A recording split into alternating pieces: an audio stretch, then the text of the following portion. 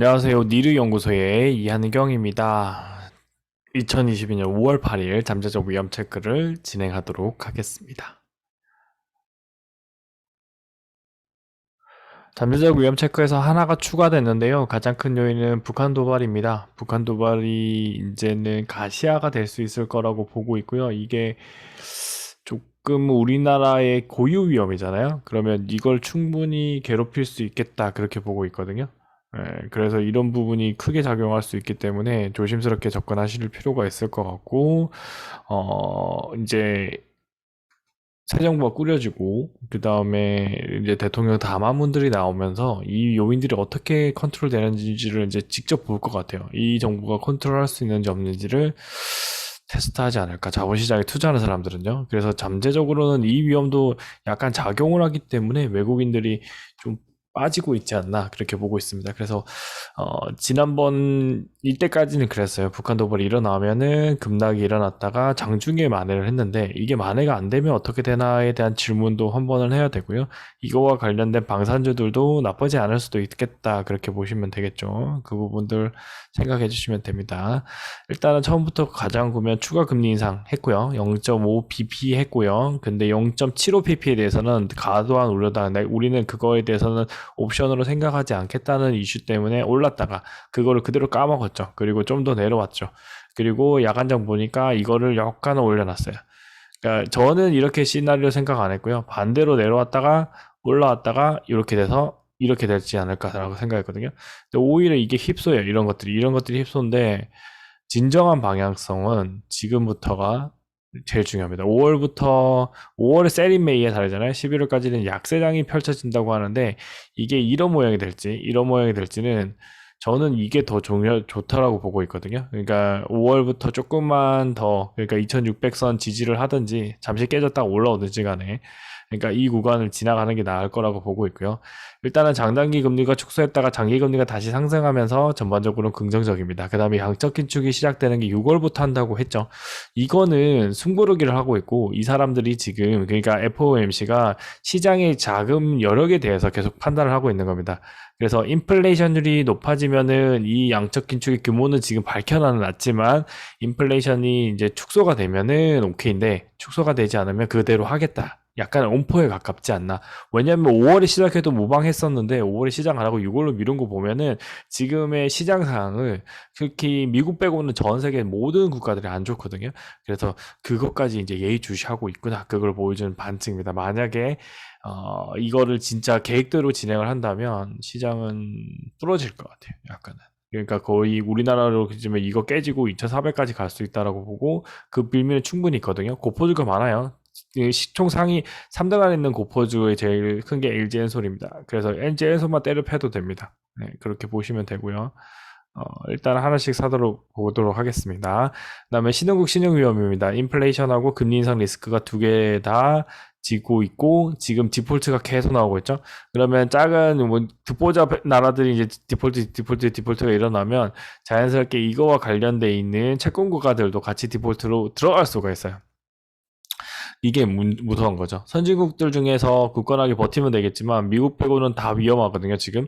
그래서 그런 부분들도 같이 시장을 힘들게 만들고 있다라고 보시면 됩니다. 단 이런 위험이 계속 눈앞에 보이고 있고 그게 빠르게 정보가 전파되고 있기 때문에 이거에 대해서 공동 대응을 한다는 겁니다. 공동 대응을 하고 있고 그래서 올해는 어떻게든 간에 G7 말고 G20 회담을 어떤 방식으로 푸느냐가 중요하지 않을까라고 보고 있습니다. 러시아 우크라이나 전쟁 이슈보다 위에가 더 시장 하락 위험이 많고요. 러시아 우크라이나 전쟁은 핵만 피하면 돼요. 핵만 피하면 되고 일단 전쟁인 상황이잖아요. 그다음에 5월 정전 협정 시 급등이 나올 거지만 매번 말씀드리지만 이 급등이 실질적인 뭔가 개선이 완전히 바로 나올 수는 없겠죠. 이게 문제예요. 그래서 이미 폐허가 되고 완전 재건을 해야 되는 그런 상황인데 그 재건을 하기 위해서 지원이 들어가는데 그리고 복구하는 데까지는 최소 3년은 걸린다고 보고 있습니다. 그렇게 보시면 되고 그런 조짐이 나오는 데까지는 한 3개월에서 6개월 정도는 걸리니까 이게 상승이 나온다고 해서 따라가기보다는 그냥 보수적으로 익절의 대응을 한다. 그렇게 보시면 됩니다. 주식별로 갈 때는 이거 외적으로 올라갈 종목들은 좋은 거죠. 예를 들어서 뭐 물동량이 많아지면 좋은 기업들이 있잖아요. 그런 것들은 나쁘지 않을 겁니다. 그리고 여행업종도 다시 개선이 되겠죠. 지금 여행업종은 여행이 제대로 안 되죠. 지금 코로나도 아직 미완이고 러시아 전쟁 때문에 유럽으로 여행을 가지도 못하고 그런 부분들이 부정적이라고 보시면 될 것 같습니다.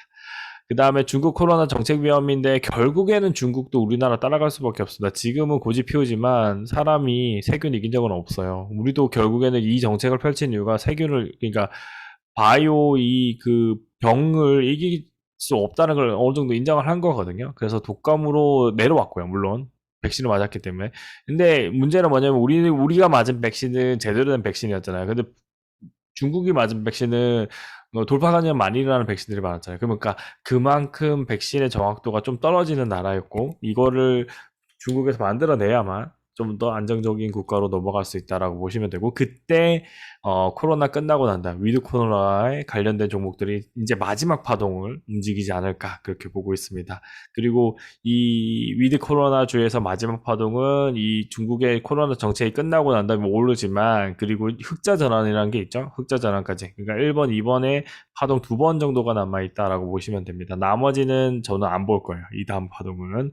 그러니까 혁신이 일어난다도 안 볼 거고 흑자 전환이 됐을 때 우후 달려갈 때 거의 턴다라고 보시면 되고 대부분의 위드 코로나 종목들 우선 추천 종목에서 빠져 있고 일반 종목으로 내려가 있는 이유도 그렇다라고 보시면 될 것 같습니다. 원자재 가격 위험인데요. 원유, 천연가스, 밀입니다. 이런 부분들 세 가지 다 있고 지금 팜유도 문제가 있죠. 그러니까 이런 것들도 동일하게 우크라이나 사태 이게 해결되면 자연스럽게 이것도 급락이 나올 수 있습니다. 그렇지만 해결되는데 시간 걸린다고 했죠. 그러니까 최소 원자재 가격 하락하기 위해서는 6개월의 사이클이 필요하다라고 보시면 됩니다. 이번이 정점일 수도 있고 아니면은 좀 길게 1년 정도 끌 수 있다라고 보시면 되는데 저는 지금 고점 쳤다고 보고 있어요. 전부 다 고점을 찍었는데 이 고점을 찍고 난 다음에 이제 파동이 이제 위에서 노느냐 아니면 급락으로 나오냐 급락을 나오기 위해서는 러시아 우크라이나 전쟁이 어느 정도 마무리돼야 된다. 이렇게 봐주시면 됩니다.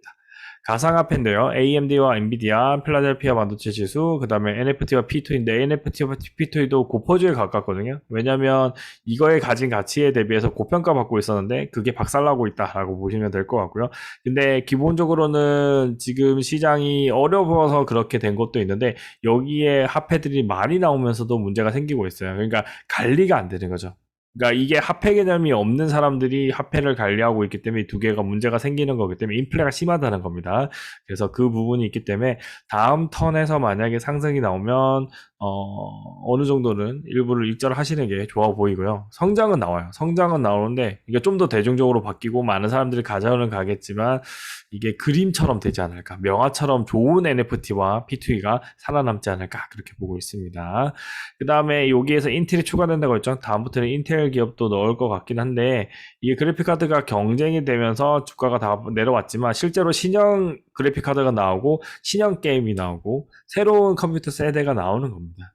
그러니까 그런 거죠. 우리가 그 20년 전만 해도 스마트폰이 나올 줄 몰랐고 그리고 20년 전에 하던 그래픽 컴퓨터 게임으로는 지금의 컴퓨터 게임을 상상도 못했습니다. 지금 그런 세대로 넘어가고 있는 가독이라고 보시면 될 것 같고요. 이거와 플러스 알파로 할 거는 로보도 연결될 거라고 보거든요. 로봇. 예, 그렇게 보고 있고요. 그러면은 경쟁이 격화될 수도 있다라고 보시면 됩니다. 그 다음에 북한 도발. 이 북한 도발은 서두에 말했다시피 원래는 당일날 복구가 됐는데 요즘에는 이제 이게 좀 격화가 되는 경우 안 될 수도 있다는 거. 이 부분이 중요한 요인들이 작용이 될 수 있다. 그렇게 보시면 될 것 같습니다. 하나씩 더 살펴보겠습니다. 이제 금리 인상의 결과입니다. 연준 결과고요. 시장 컨센서스를 안 가져온 거는 새로운 시장 컨센서스는 5월 중에 아마 이 회의록 보고 나올 거거든요. 그냥 제가 봤을 때는 컨센서스 따르기보다 회의록 보고 쫓아가는 게 조금 더 낫겠다. 좀 더 확실하겠다라고 보고 있고요. 0.5bp 증가가 완료했습니다. 이제 이거는 끝났고 시장이 선반영이라는 개념이 아니었죠. 더 추가로 급락했죠. 그러니까 0.5bp, 0.75bp 이거 안 하겠다 했지만 인플레가 심하면 하겠죠. 근데 인플레가 지금보다 심해질까? 그거에 대한 거는 이제 물음표로 나와 있습니다. 그래서 아마 잦아질 것 같고요. 그리고 FOMC마다 금리 인상은 다 할 것 같습니다. 매일 인상 그렇게 한다고 했고요. 자산 매입인데 이게 1경 5천억. 저번에 제가 여기다 적은 거 100조였죠, 100조. 100조로 시작한다고 했던 거고 1경치를 하겠다는 겁니다. 그 다음 달에는 요거에서 10배, 1000조 뭐 그런 식으로 이제 증가를 시킨다는 거고 6월에 하겠다고 왜 미뤘을까요? 이게 포인트입니다. FOMC가 말은 주식시장 급락시키는 걸 원하고 있지만 너무 과도한 급락은 안 원하고 있다는 걸 이걸로 보여주고 있지 않나 합니다. 6월부터 시작했으면은 제가 봤을 때 차트가 이렇게 가는 게 아니라 이렇게 갔을 거예요. 이 양적 긴축을 하면. 왜냐면 시장에 돈이 쪼그라들어 버리니까. 채권에 했던 사람들도 동일하게 그 자본만큼을 줄여버리기 때문에 전반적으로 리스크가 커집니다. 근데 그런 필요가 없죠. 이걸 하는 나라가 있죠. 그러니까 이거 말고 양적 완화를 하는 나라들이 있죠. 양적 완화 대표적인 나라가 일본입니다. 일본은 채권을 매입한다고 했어요.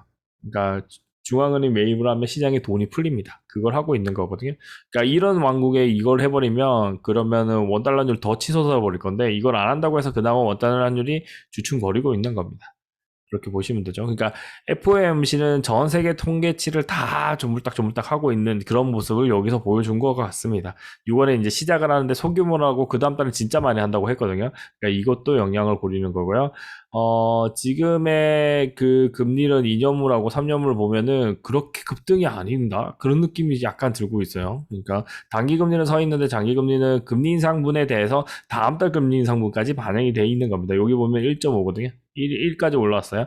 그러면 다음 달 금리 인상분까지 반영하면 1.5까지가 올라가는 겁니다. 최소.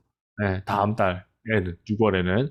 그리고 6월 다음에 2.5, 2까지 가느냐 안 가냐 이 기로에 서 있는 거거든요.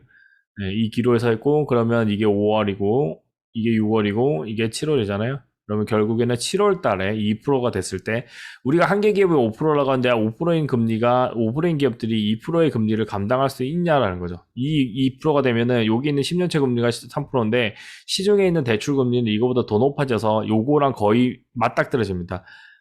기업들이 남는 게 없는 그런 구조가 될 수 있는 거죠. 그러면은 업종이 돌아오는 그 산업만 살아나는 겁니다. 저는 업종이 돌아오는 산업이 결국에는 기존에 우리나라 성장하는 동력도 있지만 조선 같은 기업들도 충분히 성장해서 돌아올 거라고 보고 있거든요. 그래서 이게 물론 조선 업종들도 이 금리가 높아질수록 마진율이 적어집니다. 그렇지만 결국에는 괜찮다. 왜냐하면 구조조정을 거의 끝내놓은 상태이기 때문에 이걸 충분히 만회할 수 있다. 그렇게 보고 있습니다. 저의 시나리오는 동일해요. 이 금리 인상에서는 한 1.5%. 그러니까 이거를 1.5% 정도까지 상승을 한다. 0.5에서 1.5니까 결국엔 2까지 정도가 마지노선이라고 봅니다. 이 다음부터는 금리 인상을 해도 문제요, 금리 인상을 안 해도 문제니 그런 상황에 가깝다라고 보고 있고요. 그리고 이거가 됐을 때부터 진짜 이제 성장이냐, 그 디플레냐, 그거의 싸움인 것 같습니다. 불황이냐 성장이냐의 싸움이기에 7월이 오는 거고요. 저번에도 말씀드렸다시피 여러분이 현금으로만 투자를 하는 것도 여기서 포함합니다. 그러니까 여러분이 7월에 우리가 맞닥뜨렸는데 금리를 또 인상해. 그러면은 한 개 기업을 더 만들겠다는 거고, 그러면은 시장이 그 1, 2년 내에 디폴트 비슷한 상황이 어떤 나라든 간에 한번 터질 겁니다. 그 터지는 걸 유도하겠다는 거예요. 그냥 요 연준이. 그리고 난 다음에 터지고 난 다음에 돈을 풀겠다는 거에 가까운 거고요. 만약에 금리 인상을 안 했는데 별 빌미 없이 인플레를 잡았기 때문에 금리 인상한다는 게 제일 좋아요. 근데 그거 외에 갑자기 경제 상황이 안 좋아서 금리 인상을 못 한다. 그러면 진짜 안 좋은 거예요. 그러니까 그 말은 뭐냐면 경제 상황이 그만큼 보기보다 안 좋았다는 거고, 그러면 글로벌 경제 전체가 안 좋은 거고, 그러면 그냥 하락장입니다. 그렇게 보시면 돼요. 그래서 7월까지는 박스권인데 이 7월까지가 조심스럽게 대응을 해야 되는 그런 시기다. 그리고 우리나라는 7월 28일 날 뭐가 들어와요? LG 엔솔에 900만 주가 들어옵니다. 900만 주. 900만 주가 들어오면 이거는 어마무시한 거거든요. 네. 이거에다 30만 주 더 하면은 엄청나게 많은 자본이 빠져나가는 거고요. 우리나라 셀하지만 LG엔솔의 그 한영도 있는 겁니다. 우리나라 외국인들이 투자했다가 빠져나가는 것도 많긴 하지만 실질적으로는 플러스 알파적인 요인은 여기 그 900만 주의 영향도 있다. 그렇게 봐주시면 될 것 같습니다. 매입자산 매각 시각을 6월로 이제 바뀐 거죠. 다행이라고 봅니다. 제 뷰보다 더 편해진 거예요, 실제로. 그리고 저는 침체가 오는 시기를 원래 이런 금리 인상기 하고 난 다음에 1, 2년 뒤에 큰 거 오는데 2024년 짝수해가 오지 않을까 그렇게 보고 있고요. 짧게는. 길면은 진짜 요 중간에 무슨 진짜 자율주행 혁신이 나오거나 그 다음에 북한하고 관계도 개선되고 하면은 전체적인 침체에서 벗어날 수 있다라고 보고 있어요. 이게 그 진짜 베스트 시나리오 베스트는 진짜 힘들겠죠. 그래서 이때가 침체 온다고 보고 그때부터는 진짜 투자 적기다. 그렇게 보시면 됩니다. 그러니까 지금은 풀베팅 할 때가 절대 아니다. 있는 자산 없는 자산 다 때려서 넣는 시기가 아니고 딱 주어진 자산에서 계속 수익을 내는 연습을 하는 거다. 이렇게 봐주시면 될 것 같습니다. 신흥국 신흥위험인데 이게 정말 무선 시장 지금 상황이에요. 지금 여기 실크로드 있고 뭐 21세기 뭐 해상 실크로드 이런 게 있고 뭐 그렇긴 하지만 크게 문제는 없는데 여기서 그러니까 부채 비율이 높아진 게 문제예요. 이 부채 비율 결국에는 금리가 높아지면 뭘 하죠? 다행인 거는 지준율을 낮추고 있으니까 부채 압박감 정도는 미국만큼 아니겠죠. 이게 화폐의 싸움이죠. 그 미국이 금리를 높이는데 중국이 안 하는데 요거에 대해서 빌린 사람들이 좀 더 여유는 있겠죠. 그렇지만 여기 있는 개발도상국의 부채 비율 보세요. 100% 넘어가면 위험한 거거든요. 70%면 안전하고 우리나라 국가 부채는 70%입니다. 그래서 이런 부분들 같이 연결된다라고 보시면 됩니다. 개도국 41개국 이제 연쇄 디폴트 위기였고 이게 IMF 초기 IMF를 뭐라고 할 때 우리가 1997년도에 터졌잖아요. 근데 96년도, 95년도부터 글로벌 금융위기 비슷하게 이게 동아시아들이 나라들이 전부 다 위험했다. 홍콩까지 포함해서 위험했다라고 보시면 됩니다. 그러니까 그게 데자부죠. 그러니까 2년 정도 내에 그런 모습들이 나올 수 있다라고 보시면 되고 그 부분에서 대응이 필요한 시점이 점점 다가오고 있다. 그래서 신규로 막 투자해서 뭔가 수익 내시기보다는 그냥 신규로 투자하시더라도 현금 보유는 꼭 하시면서 회전시켜야 돼요. 전체 포트폴리오 이렇게 나눠가지고 이렇게 여러 가지 종목 가지고 있다가 한 개씩 한 개씩 회전하면 지금은 다시 현금을 확보하는 단계였는데요. 근데 지난주에 제가 이제 금요일 날은 이제 지금부터는 조금은 들어간다고 했죠. 이게 조금 들어간다는 게 뭐냐면 단기로 대응하겠다는 겁니다. 단기로 대응하는 거고 이 단기 제가 중장기를 잡는데 단기로 대응하겠다는 건 지금부터 사는 종목들에 대해서는 수익률을 짧게 볼 겁니다. 근데 물론 기존의 우선 추천주들은 그냥 롱이에요. 우선 추천주 롱이들 우선 추천주 아닌 일반으로 내려온 종목들은 수익률을 짧게 보고 익절이 가능한 구간 오면 과감하게 익절하시면서 대응을 하셔도 된다. 그렇게 보시면 됩니다. 물론 저는 일반 종목도 대부분 롱인 포지션으로 대응을 해요. 롱인 포지션으로 기본을 하는데 전반적으로는 그런 부분들을 잘 따라오시기 힘들어 하니까 지금 기간에는 그래서 여러분들이 이제 제가 만약에 셀 사인 비슷하게 지금은 일부 비중 줄이라고 할 때 그때가 셀 사인이라고 보시면서 대응을 하시면 될 것 같습니다. 자, 신흥국 신흥위험인데요. 우리나라가 40까지 들어와서 왜 이게 올랐을까? 그거에 대한 의문은 있어요. 가장 큰 적절한 그 비율로 봤을 때는 전반적으로는 이제 원달러 환율 급등이 큰 것 같고요. 원달러 환율 급등도 있는데 플러스 알파가 되는 거는 그거예요. 그러니까 북한 위험도 같이 연결돼 있나? 그렇게 보고 있습니다. 그래서 북한 이슈를 다시 한번 본 거고요. 지난주보다 전체적으로 CDS는 다 증가가 돼 있습니다. 러시아의 이슈도 있고요. 금리 인상이 됐기 때문에 디폴트 위험이 더 높아진 건 맞거든요. 그래서 그 부분이 반영됐다라고 보시면 됩니다.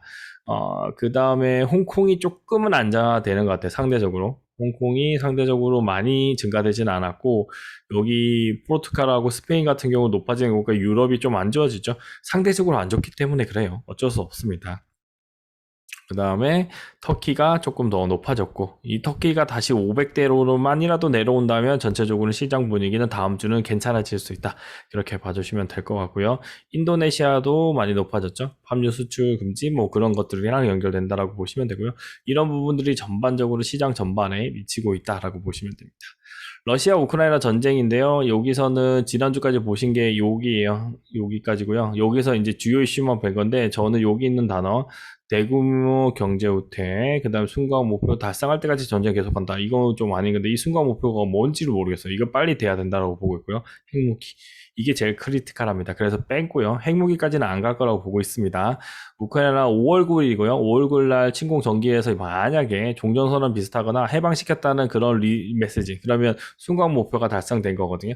그러면 얘도 결국에는 초기 크림반도 침공 성공한 것처럼 되는 거지만 우크라이나는 지금 미국이랑 찰싹 붙어 있잖아요. 그러니까 결국에는 뭐 이것만 아니면 핵무기 사용만 아니면 여기 선에서 마무리되지 않을까. 그러니까 북한이랑 우리나라 관계 정도의 국경이 되어 버린 그런 상황이라고 보고 있습니다. 다음 사례가 몰도바 조지아니까 이 두 국가도 동일하게 연결될 수 있고요. 그 다음에 이 병합 공식화 해버렸잖아요. 이 병합이 완성됐기 때문에 다 땅땅 핑크 이제 당구 3쿠션이죠. 3쿠션 돼서 마무리가 될 수도 있겠구나 그렇게 보고 있고 이거를 약간 시장이 기대하면 주가가 오를 거예요. 그렇지만 만약에 아니면 또 급락이 나오겠죠. 그러니까 이 부분이 연결고리 됩니다. 그러니까 급등만 안 하면 돼요. 급등만 안 하고 가만히 박스권에 있다가 이거 진짜 공식화 됐을 때 올라가는 게 제일 맞다라고 보시면 돼요. 그래도 올라가더라도 경제적인 상황이 해결된 거 아니기 때문에 어떻게 한다고요? 우리는 익절로서 조금 대응을 하시면 될 것 같습니다. 그런 부분들이 있다라고 보시면 됩니다. 자, 러시아 우크라이나 전쟁에서 이거 피해기나 뭐 난민 인원은 더 늘었고요. 전반적으로는 유지가 되고 있고 정전협정이 5월 10일 전후에 제대로 되는지 왜냐면 우리 9일날 하고 난 다음에 9일날 밤이 되니까 10일이죠. 그 다음에 후속 조치가 이제 3개월인데 이게 방향성도 봐야 되고 원유, 원달러, 한유 이것도 영향골이 있고 천연가스도 영향골이 있을 거고 아마 폐쇄를 했기 때문에 이거 바로 풀어지는 않을 거예요. 그 다음에 그거죠. 밀 가격은 1년에 두 번 재배가 가능한 국가가 미국도 포함되거든요. 그러니까 사실상 6개월 정도 걸리지 않을까 그렇게 보고 있고 천연가스는 가격 안 잡는다고 했어요. 왜냐하면 최대 수출국이 미국입니다. 올라갈수록 미국의 국부는 늘어납니다. 우리나라 대기업은 타격의 정도가 약 25% 정도 감소라고 했는데 완전 철수라고 되어 있지만 이게 만약에 이때쯤에나 해결되면은 복구가 가능할 거예요. 어느 정도는. 근데 안 되면 문제가 생길 수 있다. 그렇게 봐주시면 됩니다. 중국의 코로나 셧다운 정책이 문제인데 전반적으로 이게 여기까지가 지난주 보신 거고요. 근데 항저우 아시안 게임이 이게 충격으로 작용이 됐기 때문에 주가가 변동이 됐다라고 보시면 됩니다. 그 다음에 4월 PMI 지수 최저. 이 말은 뭐냐면 코로나만 아니면 얘는 다시 또 올라갈 수 있는 거죠. 올라가기만 하면 어떻게 될까요? 긍정적이죠. 그리고 이것가 최저가 됐기 때문에 뭘 하겠어요? 여기서 돈이 풀립니다. 전 세계의 돈이 또 풀릴 겁니다. 그러니까 구조조정 비슷하게 가는 거고 이걸 한 방에 날릴 수는 없죠. 이게 얘는 말은 공개라고 했지만 폐쇄 경제거든요. 중국은. 그러니까 사실상 자기들이 그 위안화 가치를 확보하기 위해서 폐쇄 경제고 그리고 얘를 빌려준 나라들은 따로 정해져 있기 때문에 미국에서 빌린 나라들도 따로 정해져 있기 때문에 사실상 이 두 개의 경제권이 싸우는 그런 모양을 낼 거고요. 전반적으로 봤을 때는 크게 무리는 없을 거라고 보고 있습니다. 돈을 풀어도. 그러니까 그 엄청나게 경제 규모가 거대해져 버렸기 때문에 그렇게 보시면 될 것 같습니다. 원자재 가격 위험인데요. 이 봉을 보는 순간 저는 약간의 안도의 한숨이 있어요. 최소한 요 봉이랑 똑같다는 거거든요.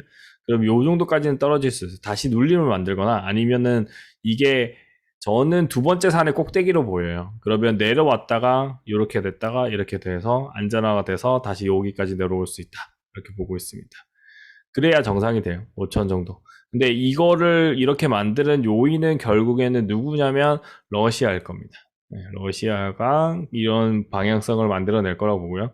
그 다음에 소맥선물 같은 경우는 왜 이걸 작게 있다고 말씀드렸죠? 미국이 농사를 안 지었거든요. 이제 미국이 농사 지을 수 있는 비밀이 더 나왔고, 그러면 충분히 지금 이 가격대에서 방어가 가능하다. 추가로 상승은 나오기 힘들다. 이렇게 보고 있습니다. 그다음에 원유 선물입니다. 원유 선물 같은 경우에는 오페이 감사를 안 한다고 했어요. 근데 이렇게 차트 보면 우상향 차트 맞잖아요. 그냥 그렇게 가는데 중간에 이렇게 한번 힙소가 크게 나왔다. 그렇게 보면 될 것 같고요. 지금 저는 요 고점 대비해서 딱 가운데 선으로 이제 왔어요. 왔기 때문에 여기서 산한계 만들고 오펙이 감산 정책이 제대로 안 맞아들면 내려갈 수도 있겠다. 그렇게 보죠. 근데 지금은 좀 높은 가격대 맞는 것 같고요.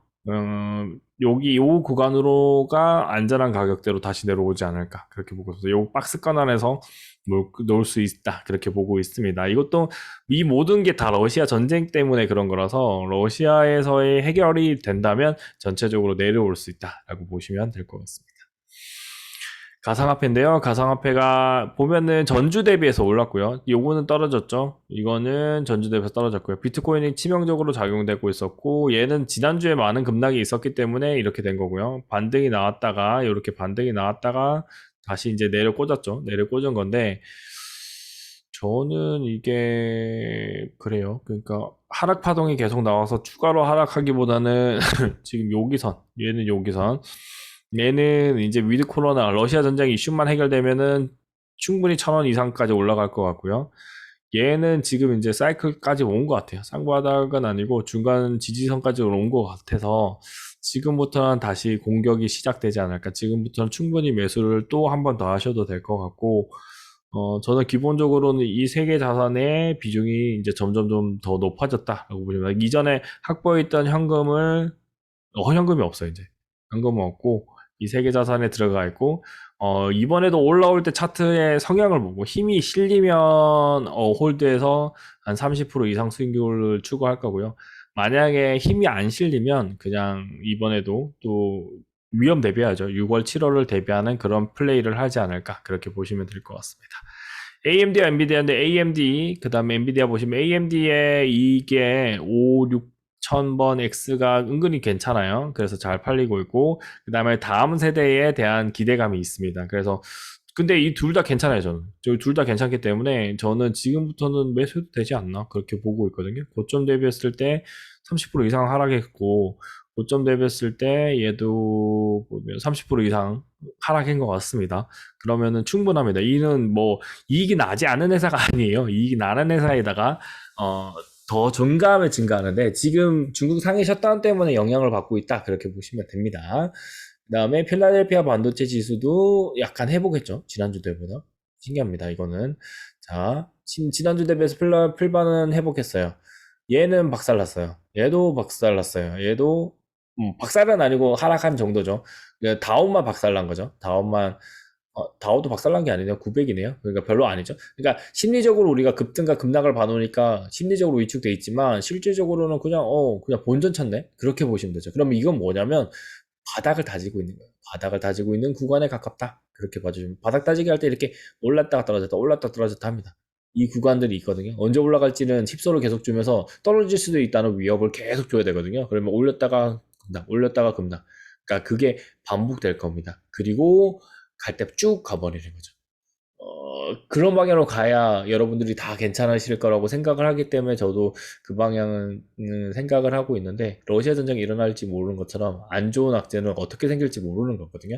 그래서 지금 이런 구간에서는 절대 대출 쓰시지 말고 미수신용 쓰지 말고 그냥 무조건 가지고 있는 걸로 홀드로 대응하셔야 되고요. 손절도 함부로 치면 안 돼요. 손절도. 좋은 종목을 여러분이 진짜 선택을 했다면 손절도 함부로 치지 않는 그런 플레이가 필요하고 손절 쳐야 된다면 아쉽잖아요. 그러니까 이 종목 여러분이 손절친 종목이 100% 상승 가능하다고 믿고 절반만 타는 그런 전략도 필요합니다. 이렇게 보시면 됩니다. 진짜 좋은 종목은 그렇게 해도 되잖아요. 그러니까 여러분이 예를 들어서 어떤 3억 갖고 있는데 3억 갖고 있는데 5천만 원치를 어떤 종목 하나에 들어갔어. 근데 얘가 지금 고점 대비해서 30% 빠졌어. 근데 여러분이 그 시점에서 샀을 때 30% 이상 오를 거라고 생각하고 사신 거잖아요. 그러면 지금 떨어졌으니까 얘 절반 손절치고 좋은 거 사러 가는데 나머지 얘가 30% 이상 올라가 버리면 그냥 요 절반으로 요거까지 먹으면 본전이 되는 거잖아요. 그러면 되잖아요. 그러면 손해본 건 아니잖아요. 본전치기는 할 수 있는 거니까. 그럼 나머지 가지고 지금 하락장에서 다른 종목을 잡아내면 되죠. 근데 중요한 건 뭐냐면 이 30%짜리로 투자했으면 그렇게 하면 되는데 제가 손절 치지 말라는 거는 제가 추천하는 종목들 우선 추천은 대부분 50에서 100입니다. 100. 50에서 100% 이상을 추구하는 거고 100%일 때부터 게임의 룰이 달라져요. 100%일 때는 그냥 원금 회수하고 그냥 주식 갈 대로 가서 걔가 파란색이 찍혀도 팔면 이득입니다. 게임의 룰이 달라요. 이걸 누가 제일 잘하냐면 헤지펀드들이 잘한다. 그렇게 보시면 됩니다. 이 사람들은 원금 어떻게 해소할까요? 저는 그렇게 보는데요. 이 사람들은 해소할 때 배당하고 배당으로 해소한다고 보시면 됩니다. 그러니까 10배짜리를 거의 먹으려고 노력한다. 그렇게 보셔야 됩니다. 주식 투자는 그렇게 하셔야 계속 편안하게 수익을 낼 수 있고 편안하게 플레이가 가능하다라고 보시면 돼요. 한 개 종목에 플러스 마이너스 마이너한 거는 별 의미 없습니다. 이거 마이너스를 언젠가는 구출할 수 있고 여기 나온 대로 30%는 상승이 가능하다고 보거든요. 그렇게 보시면 될 것 같습니다. 북한 도발인데요. 이 이슈가 제일 중요한 것 같아요. 미니 SLMB 도발하고 핵 투발 수단 다변화.